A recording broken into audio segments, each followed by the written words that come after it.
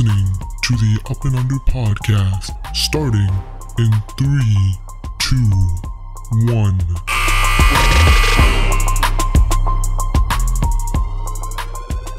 Yo, what's up, guys? Welcome to the Up and Under podcast. I'm your host, Hani. Joined with me once again remotely, it's Zeeshan. Yo. All right, man. I know a lot of y'all are wondering why are we back doing the podcast remotely, and the simple answer is COVID sucks.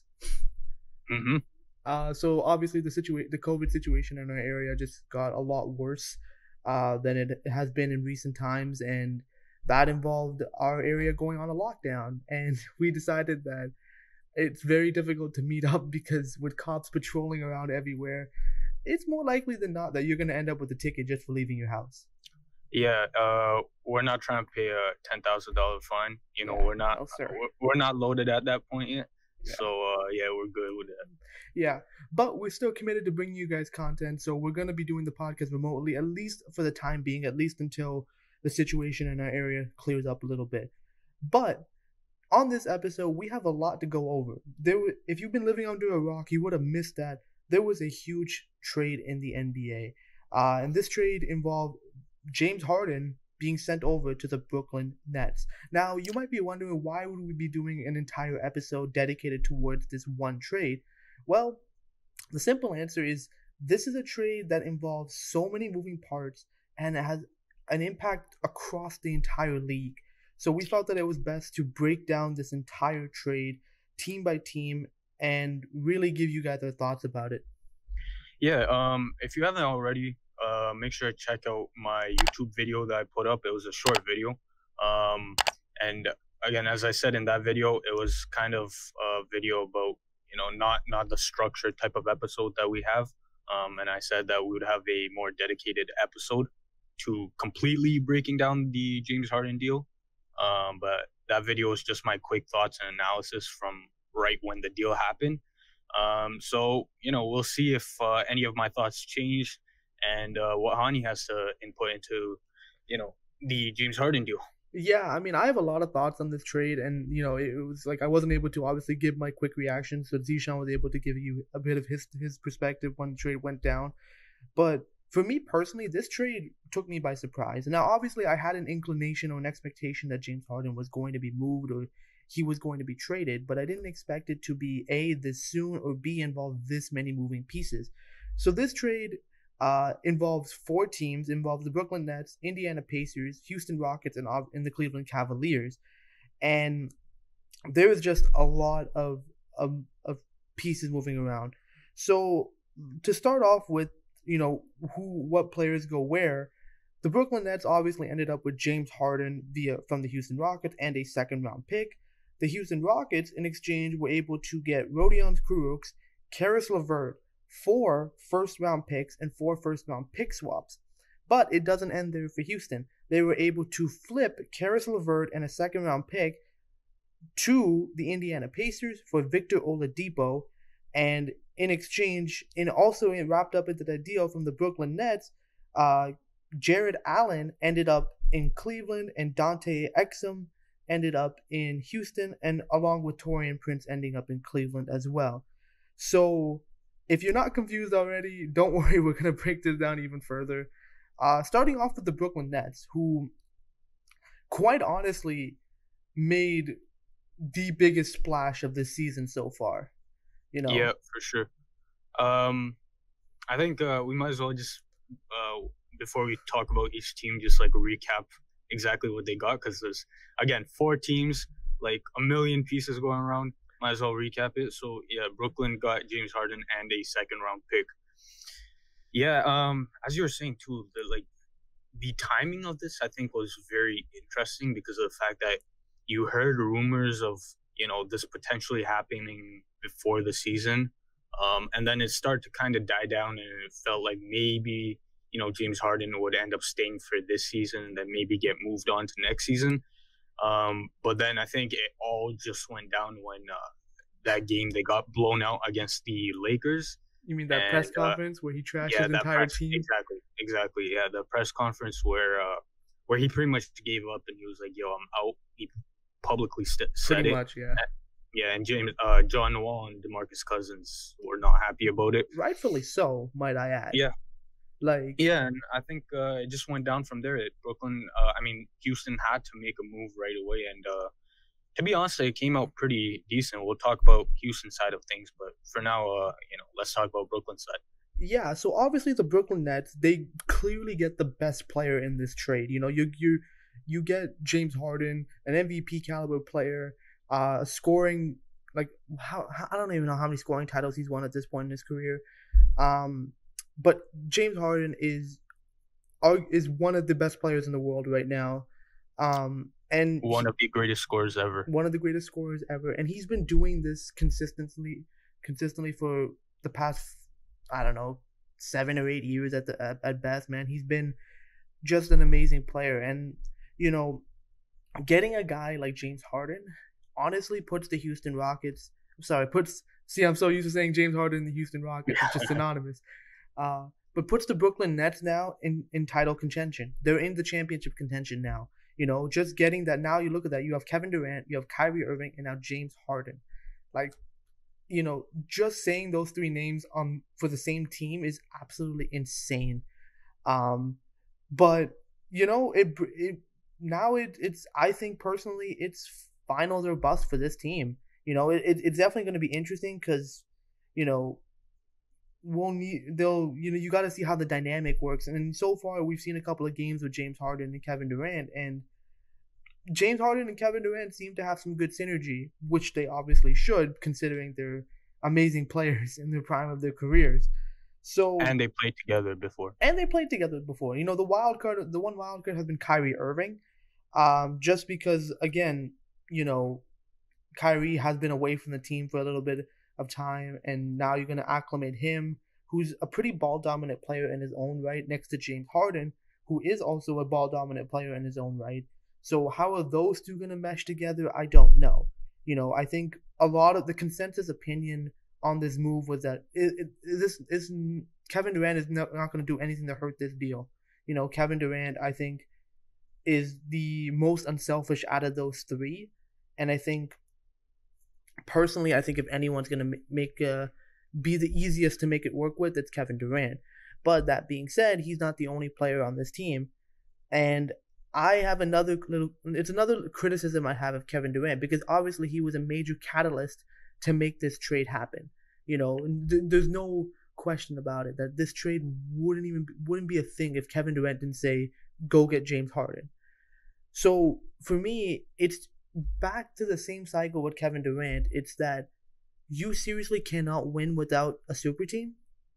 Like, you have to admit, even without Kyrie Irving, like, that team in Brooklyn was still good enough, at least in my opinion, with Kevin Durant and Kyrie Irving, to make it at least to the Eastern Conference Finals. Like, let's be real. Now, would it be easier to do it with James Harden? Absolutely. You know, you basically sealed the Eastern Conference because of the fact that now you have three of the best players in the league and nobody in the East can compete. Like, I think a lot of people are forgetting one thing. You know, Giannis signed his Supermax extension, right? The whole reason why he signed it was because he thought, okay, the East is competitive. I have a good team. I have a chance to make it to the NBA Finals. Well, I don't think that's happening anytime soon for Giannis anymore, and at least not with this team. Like, Giannis is great, but his Bucks team is nowhere near as good as the Brooklyn team with those three guys. So yeah, speaking of Giannis too, it has to hurt Milwaukee given how much they pursued Drew Holiday and gave up for Drew Holiday. Yeah, and you know everything that they did. They built for a finals run. Yeah, exactly. Them, Boston, Brooklyn. I mean, not Brooklyn, Philadelphia.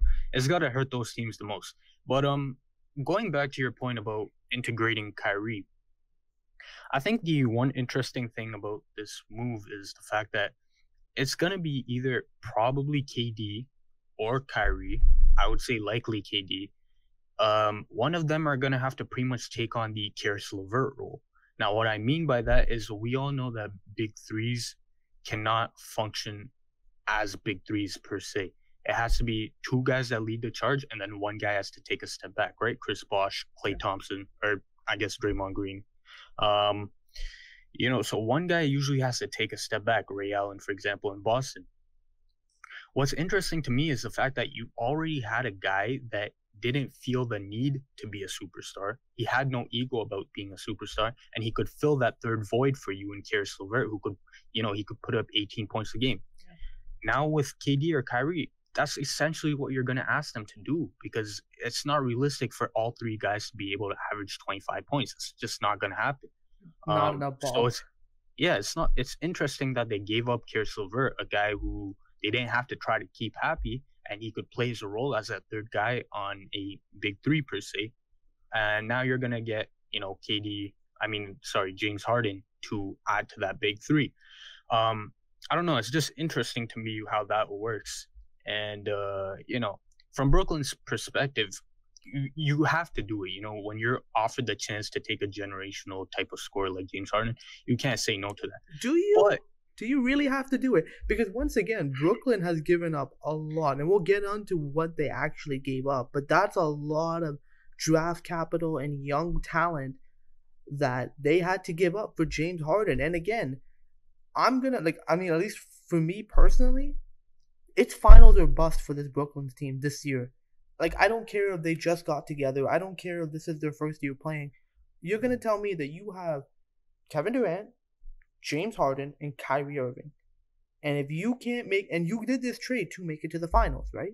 If you can't make it to the NBA finals this year, I don't think this is going to work. I think, especially when you consider how much money these guys make. You're talking about, what's the math? Rough math. $120 million, almost about $110 million between the three players.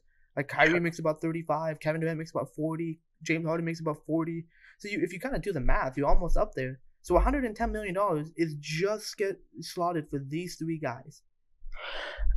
Yeah, to your point, I think I'm gonna have to disagree with you there because of the fact that they do have James Harden for next year, right? So even if this is, I guess, finals, or it will set bad precedent for them. It's not gonna look good for them at all. What happened to the Clippers? They technically do have, yeah, but the Clippers, again, they have one more chance this year.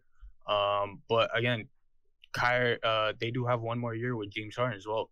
And not to mention the fact that KD and Kyrie have both said that they want to retire at around 35. So hey, they might just be on their way out already. You never know. But I think also another point, in terms of this team specifically, is the fact that offense was never their problem, right? They were already a top 5 rated offensive team in the league. Their problem was defense, and you just shipped out your most integral portion or integral, part of your defense in Jarrett Allen. He was low-key kind of single-handedly carrying that defense. And even then, they were still a average defensive team. When I talked about the James Harden deal, when that went down, they were the 12th ranked defensive team. So they're already average on that side of the ball. Now without Jarrett Allen, they've dropped all the way down to the 19th spot, right? So you're already seeing the slippage there.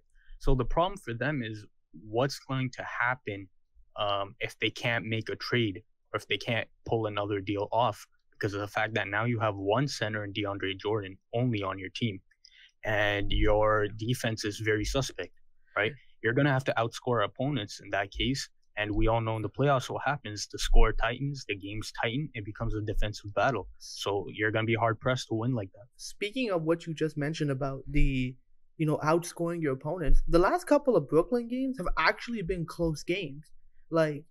Against the most recent one against Milwaukee, it took a shot by Kevin Durant to win that game, because it was close.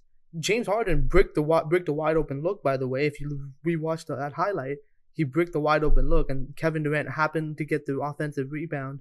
And I think James Harden. James Harden got the offensive rebound and found an open Kevin Durant for 3. So, but either way, the fact of the matter is that the game shouldn't have been that close. But again, the Brooklyn defense isn't good. It's average to below average at best. And sure, it's now become a more offensive league, but defense still wins championships. I mean, we've said it a bunch of times on this show.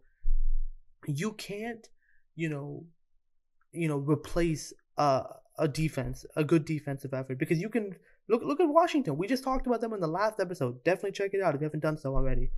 But you can be the top 5 best offense in the league, but if you're giving up the same amount of points on the other end, you're not going to win ball games. It's just how it works. I think going back to even that was our main criticism for when the Houston Rockets were contending for a championship, right? After that first year where they were top 5 defense, after that their defense fell dramatically, and that's what we said. We said you're not going to be able to contend for a championship if you're a bottom tier defensive team. Yeah, and so overall, man, Brooklyn, they definitely got the best player in this deal, but they definitely have a lot more expectations now that have come with it. And we'll see what happens with this, but it's obviously a huge deal for the Brooklyn Nets to make this type of move. But speaking of James Harden's former team, we got to bring up what the Houston Rockets got in return. Now, obviously, the Rockets felt like they had to trade James Harden. Like, after that Lakers game, after that press conference where James Harden completely just trashed his old team, which personally I disagree with. I think, if James would even have stayed and meshed with this Rockets team, they had potential. John Wall was looking good. Eric Gordon was playing very well at that point in time. Christian Wood was establishing himself as a very good big, who's a great compliment for James Harden. DeMarcus Cousins is finding his footing. So the Rockets were definitely, on the uptrend. Now, obviously, the wins weren't coming, but they were also on a tough portion of their schedule. To be honest with you, I didn't expect them to beat the Lakers. That's a tough matchup for them. But the fact that you're gonna trash your team like that on the way out, that's a bad look in my opinion. But lucky for Houston, they got a lot of pieces back, and I think, for me personally, the first big one that I really like out of this trade, Victor Oladipo. And if you've heard from me for the last few episodes, I have been clamoring for someone, but mostly the Raptors, to trade for Victor Oladipo, because to me, he's on an expiring deal, and to me, he hasn't shown an interest or desire to stay with the Indiana Pacers, especially what we saw last offseason and just heading into the bubble. Just that whole, will he play, won't he play, and his whole disputes with the Pacers organization. I just felt like that was just a fractured relationship at that point in time. So I didn't really expect him to stay. But the fact that Houston was able to acquire him in this trade as well, I thought was an amazing move. By the way, he just dropped 32 in his debut. The Houston Rockets also got Dante Exum. Nobody really cares. Rodion Kuroc, again, nobody really cares. But they got 4 first-round picks from the Brooklyn Nets and 4 first-round pick swaps. I think one of the picks was from Cleveland, if I'm not mistaken. Either way, 4 first-round picks and 4 pick swaps is absolutely insane. They got a haul for James Harden. Now, maybe they didn't get it in players and personnel, but what they got it is in draft capital, which for a team in Houston's position, you gave up all your draft capital to acquire Chris Paul. So you didn't, your draft capital was already low to begin with. So the fact that you were able to replenish those and get a guy like Oladipo on top of that, it gives you 2 things. Number one, it allows you to still remain competitive, because obviously you still have John Wall's contract out there. So if you're paying that much money to a player, you might as well still remain competitive. But second of all, you now have the assets and the cap space now, moving James Harden, to make moves, to improve the roster, to improve the overall depth. So I think this was a pretty good package for them, because now they have a pretty nice core of John Wall, Victor Oladipo, and Christian Wood for the future. Yeah, they definitely got I think as good of a deal as you're gonna get. Well, Philly was offering up Ben Simmons. The rumors were there, but yeah. I'll let you touch upon the Ben Simmons stuff.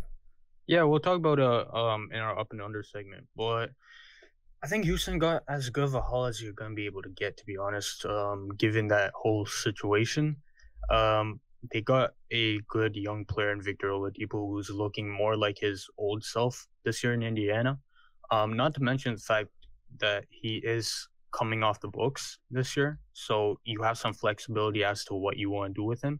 Now, if he decides to leave, Now you have, some more cap space, as you're talking about, with the, Daryl Morey just killing their cap space and draft capital, right? Now you have a bit more flexibility. They have stated that they want to re-sign Victor Oladipo. So either way, you got a good player for him. I will throw a monkey wrench in this analysis from the perspective of you got 4 first-round picks of it. The thing is, how valuable are those picks going to be, right? Because of the fact that a majority of them came from Brooklyn. Now, we don't expect Brooklyn to be a bad team anytime soon, so we don't expect their draft picks to be very good. And I think the other, whatever the other pick came from, it came from either Cleveland or Indiana, right? So those picks are not going to be that high. Not to mention the fact that even if they were high with the new draft lottery system, there's no guarantees with anything in the draft, right? So I think, Houston would have wanted that draft capital over, I think, whatever Philly was paying up.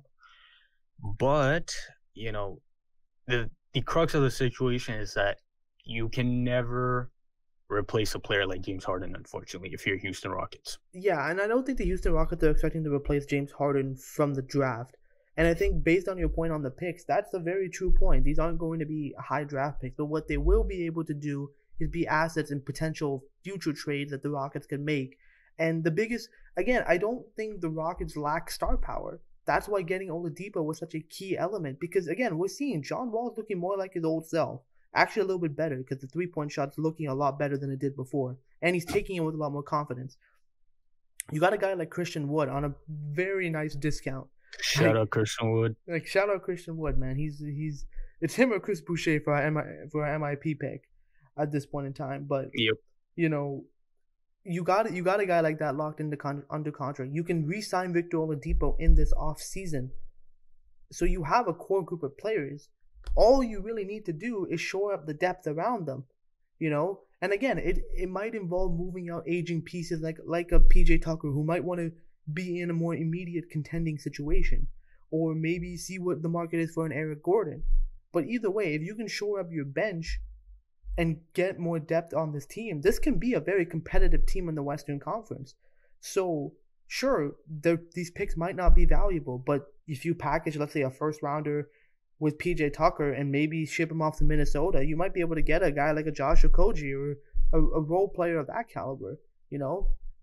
It's kind of it's a lot more future planning, and I think it's a lot more foresight than I think Houston has had in quite some time, because a lot of their moves have been, let's win right now. But I think they were trying to build for something that, hey, we want to build something that will grow and be something for us down the line. Yeah, speaking to your point about how Daryl Morey always wanted to win now, I think that's the, sad part of the situation for the Houston Rockets, is the fact that, they gave into whatever James Harden wanted, right? From, they sacrificed to get Dwight Howard. Dwight Howard and James Harden didn't mesh, right? Then they killed their assets to get Chris Paul. Chris Paul and James Harden worked for a year and a half, and then they couldn't mesh.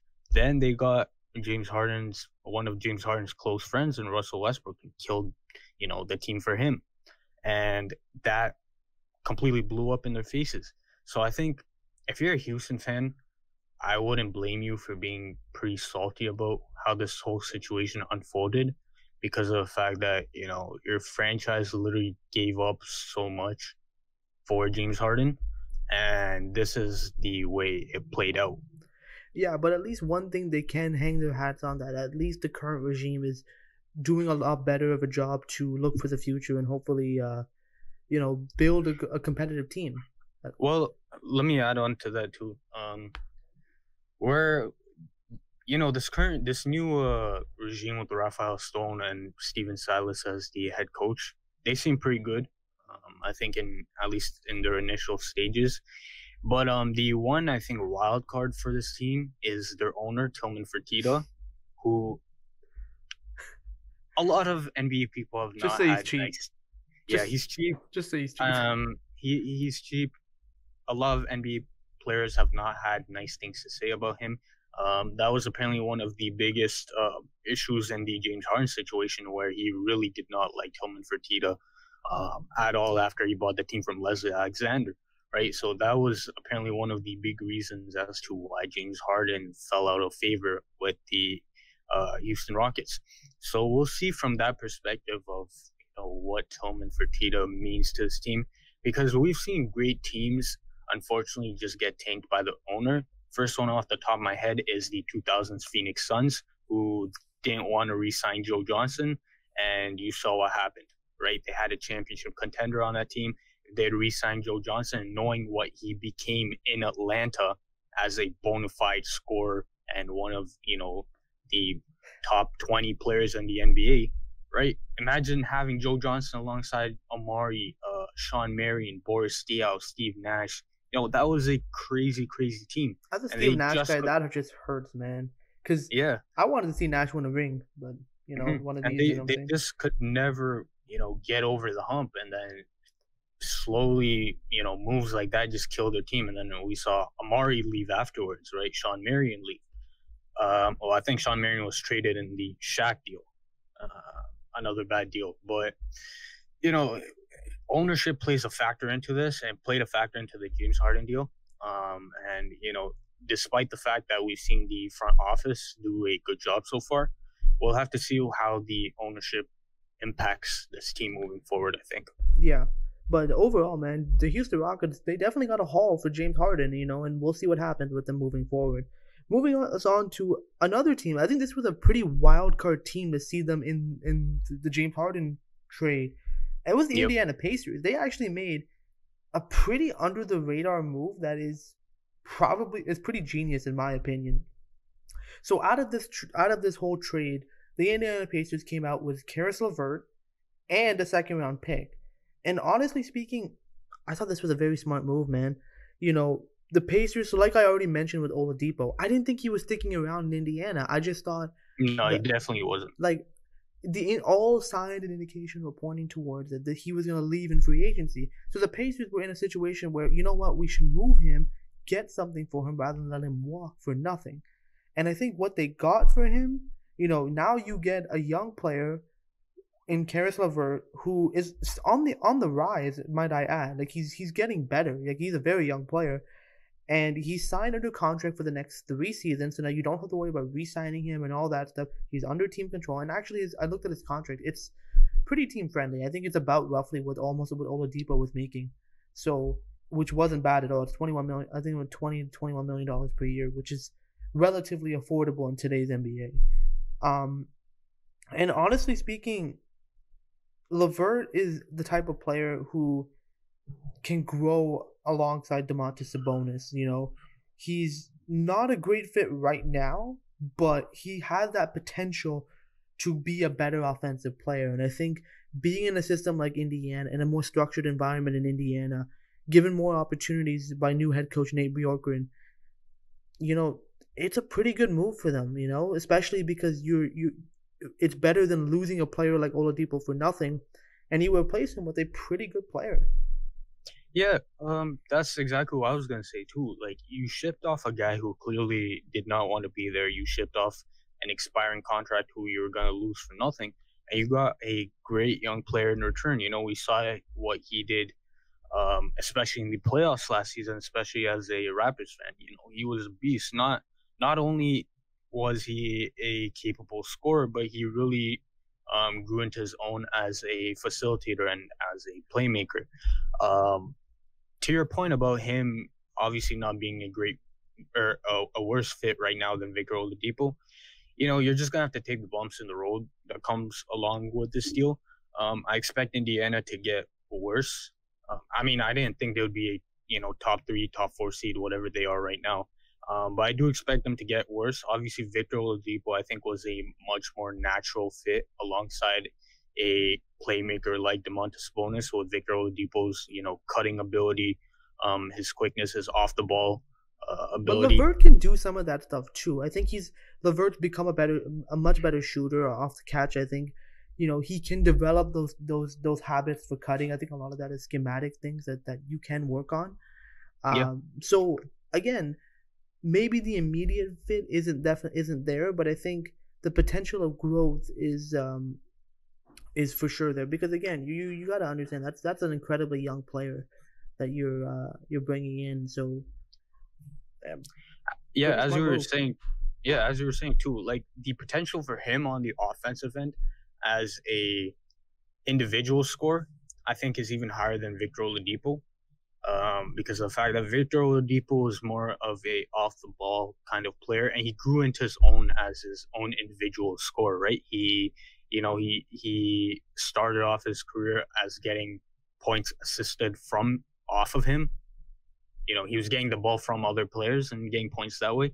And he really grew into his own in OKC and then in Indiana, right? So I think Karis LeVert already he's shown flashes of him being able to carry the offensive load as a isolation scorer. So hopefully, he has more potential in that regard on rather than Victor Oladipo. I think the one negative point of the Karis LeVert versus Victor Oladipo comparison is the defense, right? Victor Oladipo is a much superior defender. And, not to say never, but based on how Karis LeVert is and, just how his build is, I don't think he's ever going to reach Victor Oladipo's level defensively because of the fact that Victor Oladipo, all first team All NBA defender. Karis LeVert is not that guy, unfortunately. But if he can be at least decent on the defensive end, and with Nate Bjorkgren's system, the team defense that they have with Miles Turner protecting the rim, it's trade-offs, right, between Karis LeVert and Victor Oladipo. And give Karis LeVert some time, and you'll be able to see what he can do on the offensive end to overshadow his, whatever defensive deficiencies he has compared to Victor Oladipo. And once again, it really just comes back to getting something rather than nothing for a player like Victor Oladipo. And again, the something that you're getting is something that you can build with and something you can grow and develop while you still have him under contract for the next 3 years. So overall, I think this was a very smart, very under the radar move by the Indiana Pacers. Which brings us to the final team in this trade, who honestly didn't do much except give some cap relief to this trade and allow some pieces to maneuver a little bit easier. And it's the Cleveland Cavaliers. They obviously were able to get Jared Allen and Taurean Prince out of the Brooklyn Nets. And honestly, man, they got Jared Allen for a steal at the price. I mean, all you had to really give up was Dante Exum and a second-round pick. For Jared Allen, man, that's a steal, man. Yeah, man. Like, I know initially, even for me, I was like, Cleveland throwing team to make the salaries work, whatever. But from Cleveland's point of view, this was a very, very savvy move. This was a really good move because of the fact that you essentially gave up nothing. You were a throw-in team in this huge trade. You're going under the radar, but now you have your franchise center. And as I was talking about in the beginning of the episode, Jared Allen was pretty much single-handedly carrying that Brooklyn defense. He is he's molding himself into a defensive player of the year candidate year by year.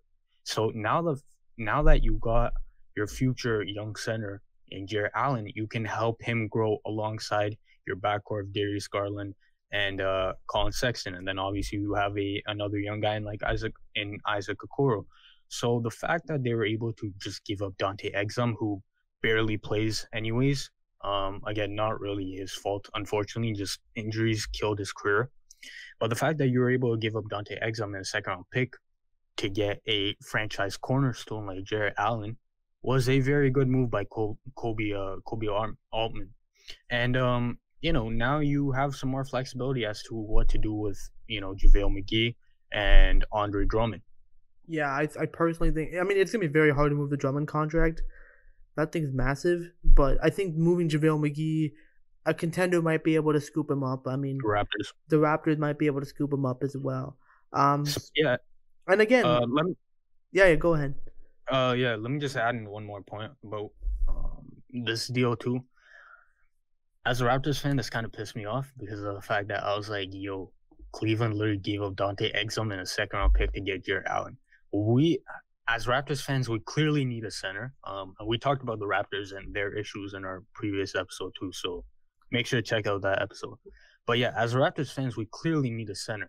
And for the Raptors to not be able to get a center like Jared Allen when all Cleveland did was give up Dante Exum and a second-round pick. Kind of hurts.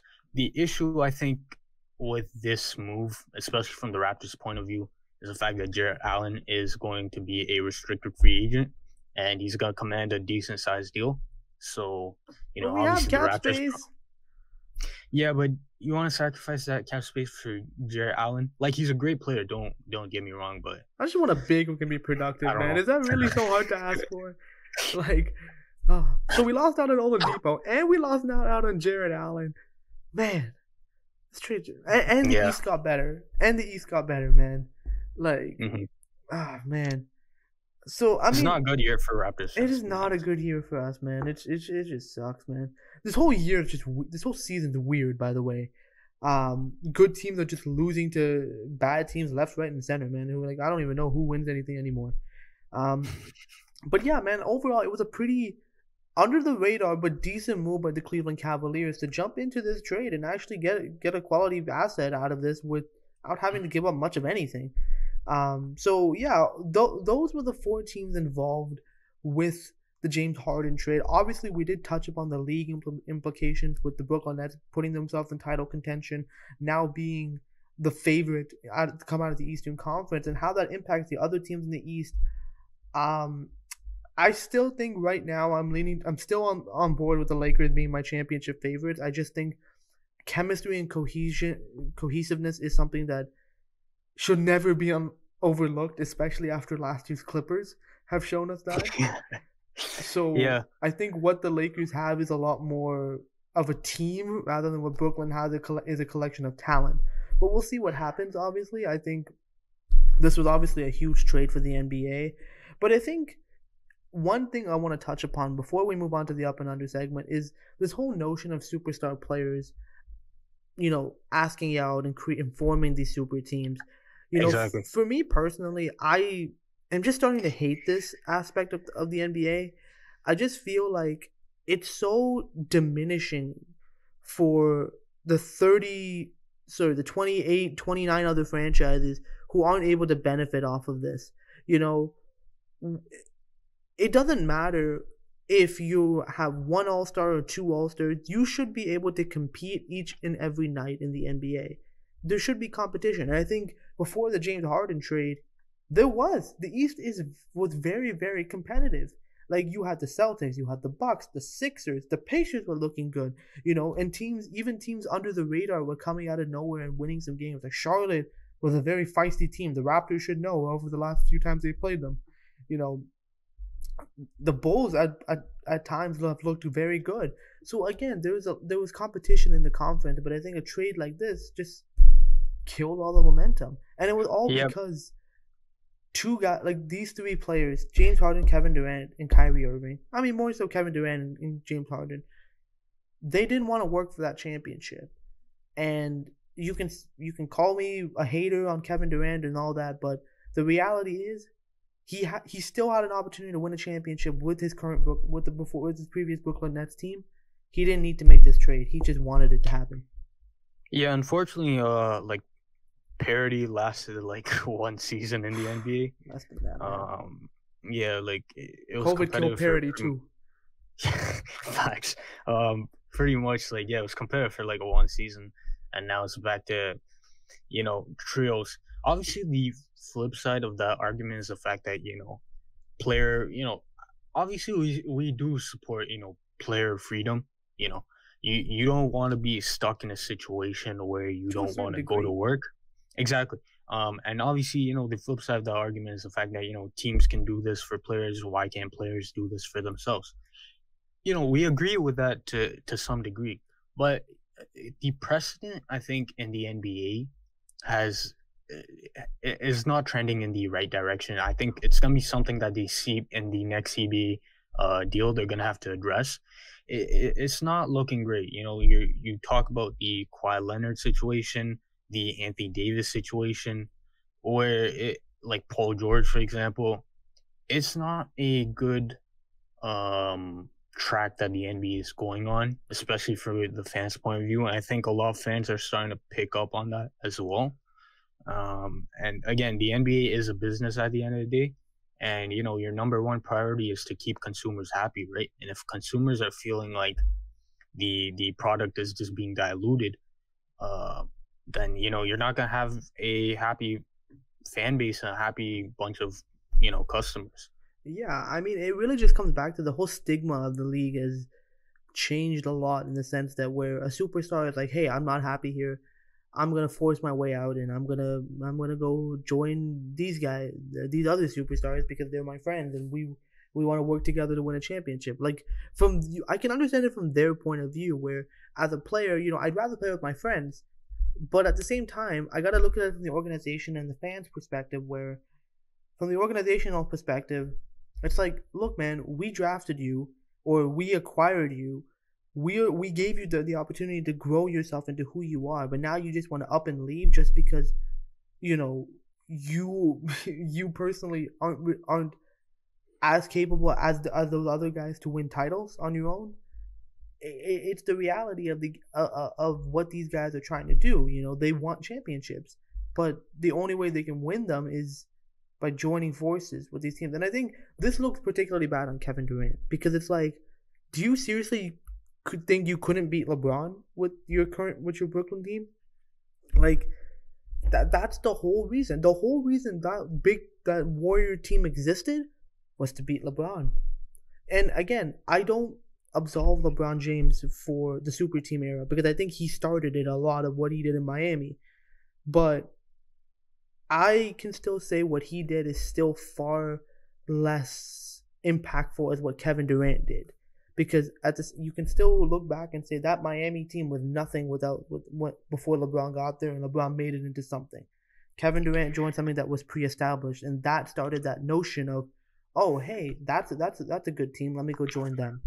Not to mention the fact that in the LeBron situation, like, bro, look at what he was dealing with in Cleveland, right? That was an example of, I guess, I don't blame the player for wanting to leave. Yeah. Obviously, a lot of people had a problem with him, creating the team that he did. And now I am a LeBron fan, but I do understand that point of view of where a lot of people had a problem with what he did in Miami. But in terms of him and his previous situation, the situation in Cleveland was terrible, right? So I don't really blame him for leaving. But yeah, to your point about the Kevin Durant situation, listen, bro, they were one game away from a finals berth in 2016, right? And they choked it. Him and Russell Westbrook choked it. Yep. You can't blame anybody but yourself. He wasn't good enough, and it doesn't excuse pulling off a weak move like that. But that's a conversation for another time. But yeah, I just wanted to touch upon that because that's sort of the kind of trend the league is going into moving forward. But that was our thoughts on the Brooklyn Nets, on the James Harden trade to Brooklyn.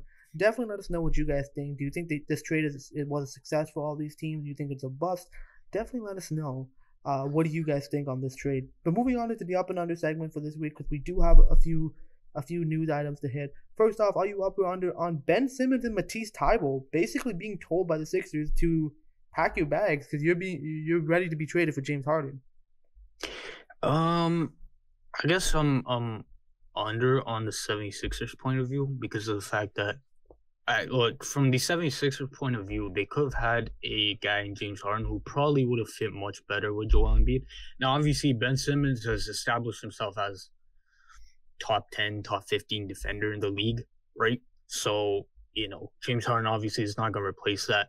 But you already have a defensive player of the year candidate in Joel Embiid, and James Harden with his shooting and playmaking would have probably been a better fit alongside Joel Embiid. And now this kind of creates a bit of an awkward situation for you moving forward with Ben Simmons, considering the fact that, he is under contract for a bit of time, obviously. But considering the fact that, Ben Simmons, and I think to your point, you've talked about this quite a bit too, he's kind of the same player as he was in his rookie season. Like you're seeing this year, even his numbers have declined across the board. Though Philadelphia, together with him and with Ben Simmons and Joel Embiid, have been playing better. Ben Simmons himself has kind of stagnated, and he has not really gone that much better across in his career. So I think this also creates an awkward kind of situation for you moving forward with Ben Simmons. And I think this may be a situation worth watching for the future. Yeah, I mean, look, I'm gonna be open and honest with you. I've been saying it all along that I think Ben Simmons should be traded. I think he's just not a great fit next to Joel Embiid. Now, obviously, they found ways to make it work from with what they got, and I think Doc Rivers has done a better job than what Brett Brown was doing with them. Yeah, definitely. But it still doesn't change the fact that these two guys want to do similar things, want to have the ball in their hands, and they want to get to the rim, but it doesn't always it just doesn't fit. And I think now basically telling Ben Simmons that we were going to trade you is not a great look, especially for a young star on your team. And I get it, he hasn't been growing, and I that's my biggest criticism with Ben Simmons is that this guy isn't growing. But you can't deny that he's still a talented player. But if I'm the Sixers, I'd still look to move him just simply because a team will be able to give you a lot for Ben Simmons, and I think being able to pair Joel Embiid with a more traditional style guard is going to be more beneficial for your team in the long run. So Yeah, for sure. yeah, we're gonna have to see what happens, but that's an interesting one. Yeah, next up, are you up or under on Kyrie Irving and his situation, his absence from the Brooklyn Nets? And apparently he said he just needed some time away, and he was with friends and family. I'm under on this. Like, look, I know a lot of people are gonna be sympathetic with Kyrie's response, and I think the way he delivered it was obviously meant to be taken that way. And I don't think he's lying in the sense that he had some personal things going on with him. My only question is, why couldn't you just tell the Brooklyn Nets that? Why couldn't you just say, "Hey, I need these few games off. I'm not feeling it right now. Give me some time away." I think because then they would have been able to broadcast that to the media. Then they'd be able to protect your reputation a little bit better. But now, because you kept quiet and you didn't tell anyone what you're doing, you put yourself in a situation where you completely trashed your reputation. Now, a lot of people were like, "Oh, this guy doesn't care anymore." There were talks about maybe Kyrie should retire if basketball's not his focus, and you know, just the way he handled it. Like, I don't blame him for taking time away. Like, if you're not mentally there, take time away. You're more of a harm to the team that in that state than being away from them. But at least talk to your team, communicate with your organization, let them know what's going on, because you can't have your head coach and Steve Nash come out and say, "I don't really know what's going on with Kyrie." That's just not a good look for your organization, especially when you have championship aspirations like the Nets do. So yeah, I'm under on that.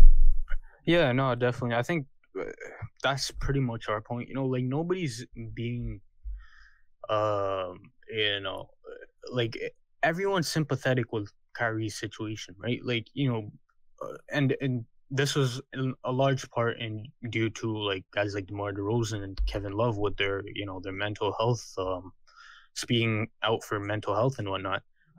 Nobody's like bashing Kyrie for the need to take care of himself and take time off from obviously him dealing with whatever stresses that he's dealing with. Nobody's bashing him for that.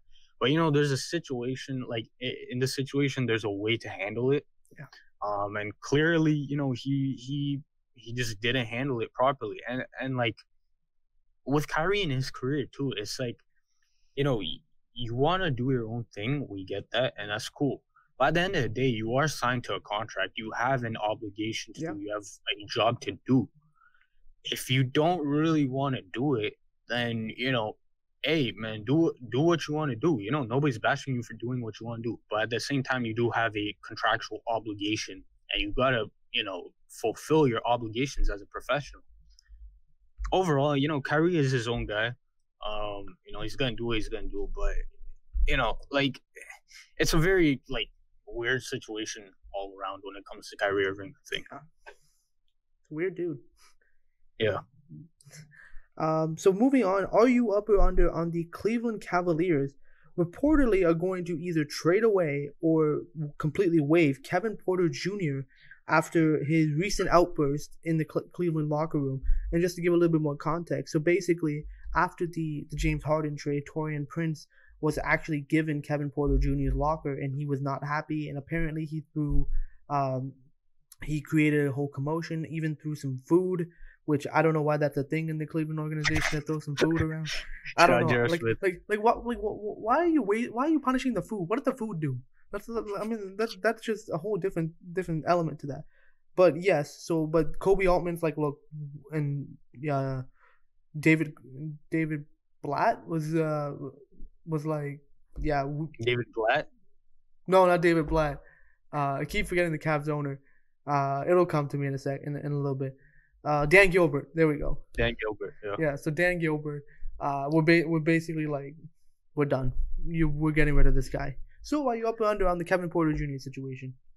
I mean, I'm under I'm under on his perspective. I'm up for the Cavs' perspective. Also, just to throw in another apparent detail of the situation. Apparently, he compares his situation to like modern day slavery, which what? I think that's a bit of a stretch, to say the least. I think that's a bit of a stretch. Absolutely. But it's kind of a not a great situation because of the fact that Kevin Porter Jr. he was projected to be a top 10, top 15 pick. If people remember, coming out of USC.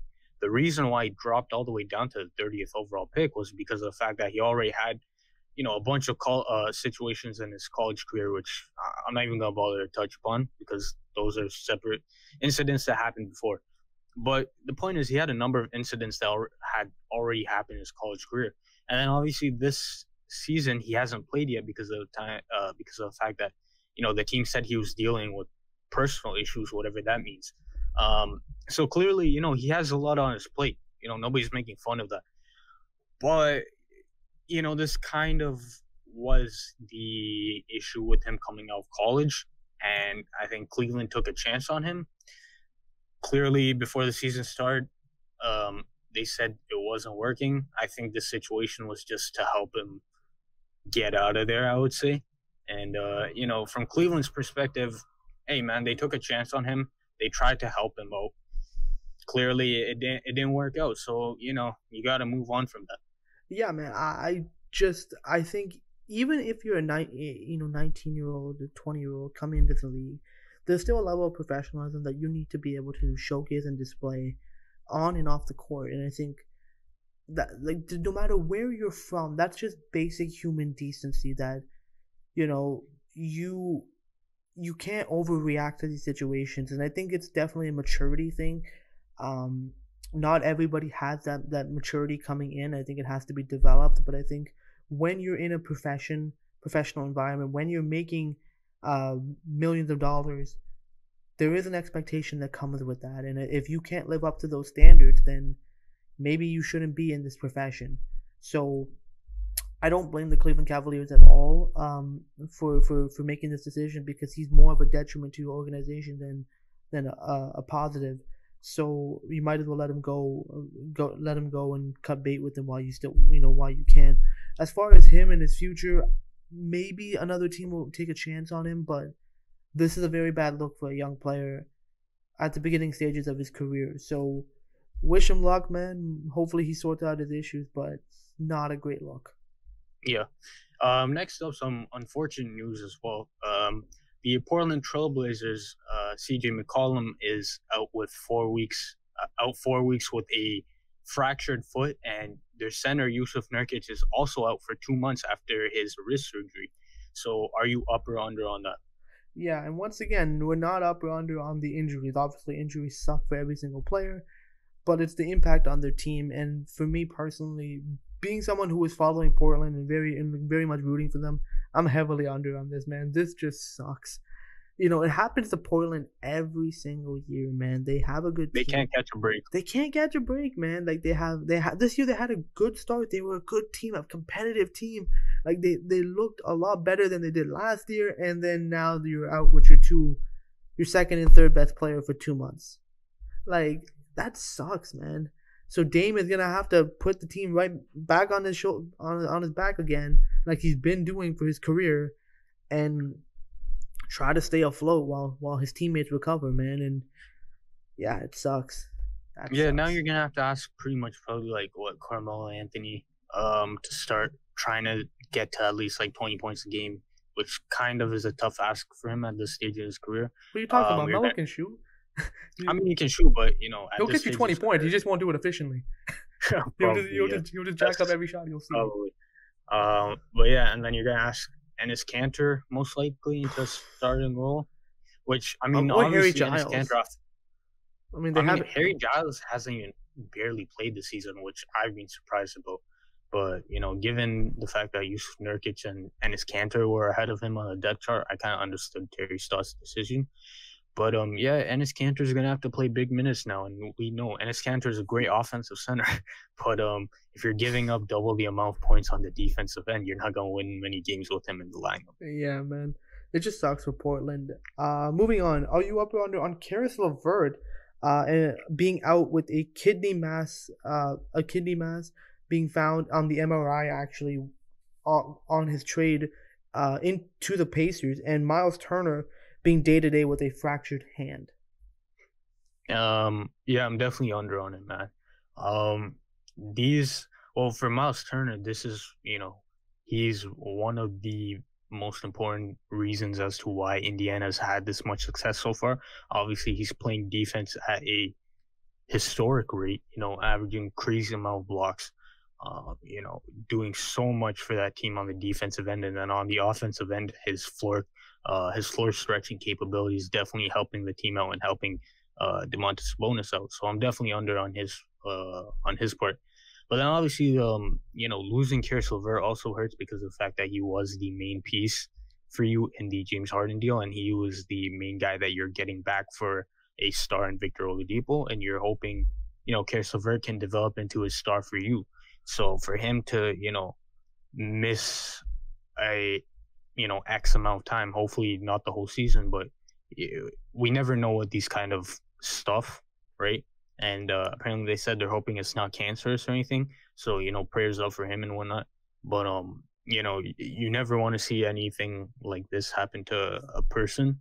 And it just hurts even more from the Indiana Pacers point of view for two guys who were, one guy who was contributing greatly to your success and another guy who was expected to contribute greatly to your success. Yeah, I think especially for Karis LeVert, being able to, like he said it himself, like that trade was somewhat of a blessing in disguise because of the fact that they might not have even discovered this issue if he didn't have to take this MRI for the health protocols, for a trade. So it was definitely good that they were able to find out about this sooner. But again, it sucks for the Pacers, just like it sucks for the Blazers, that you're losing guys that are contributing for you on a consistent basis, and they're gonna have to make do. Obviously, like they have Sabonis and Brogdon, but now you're losing Oladipo. They're gonna have to make it work, man. But we'll see what happens in the end. I'm moving forward. Yeah. Finally, are you up or under on the Toronto Raptors today waiving center Alex Len? Now, Alex Len obviously was not in the lineup for the past 3 games due to the health and safety protocol. So, are you up or under on the Toronto Raptors waiving him? Look, to be honest with you, man, I am up on it. Although I don't like being up on players losing their jobs, obviously, but in this case, it just didn't work with the Raptors and Alex Len, man. Like, he just was basically unplayable. Just like Aaron Baines, it was absolutely a disappointment seeing these guys. But again, like we've been mentioning about Alex Len, we didn't really have a ton of expectations for this guy to come in and be a rotational piece.